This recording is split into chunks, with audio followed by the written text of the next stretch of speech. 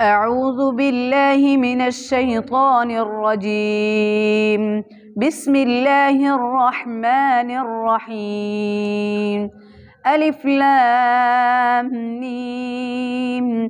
ذلك الكتاب لا ريب فيه هدى للمتقين الذين يؤمنون بالغيب ويقيمون الصلاة ومما رزقناهم ينفقون والذين يؤمنون بما أنزل إليك وما أنزل من قبلك وبالآخرة هم يوقنون أولئك على هدى من ربهم وأولئك هم المفلحون.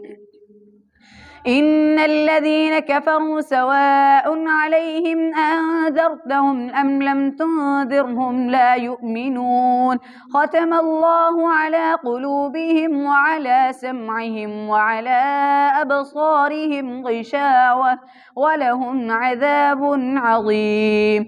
ومن الناس من يقول آمنا بالله وباليوم الآخر وما هم بمؤمنين يخادعون الله والذين آمنوا وما يخدعون إلا أنفسهم وما يشعرون في قلوبهم مرض فزادهم الله مرضا ولهم عذاب أليم بما كانوا يكفرون.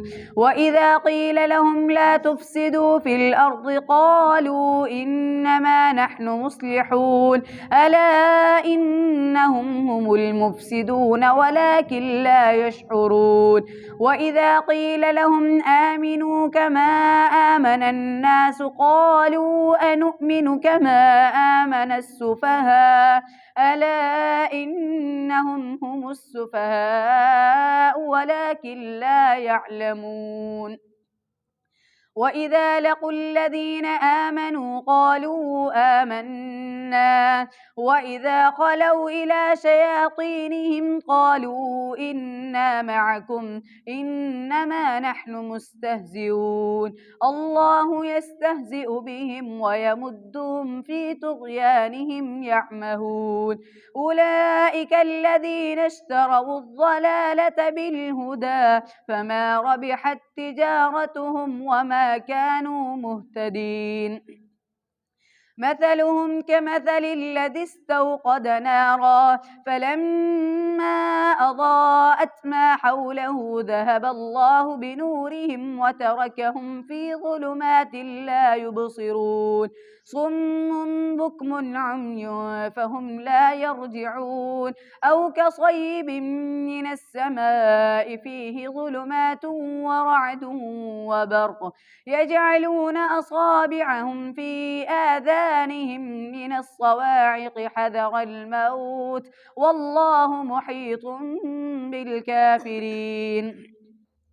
يكاد البرق يخطف أبصارهم كلما أضاء لهم مشوا فيه فإذا أظلم عليهم قاموا ولو شاء الله لذهب بسمعهم وأبصارهم إن الله على كل شيء قدير.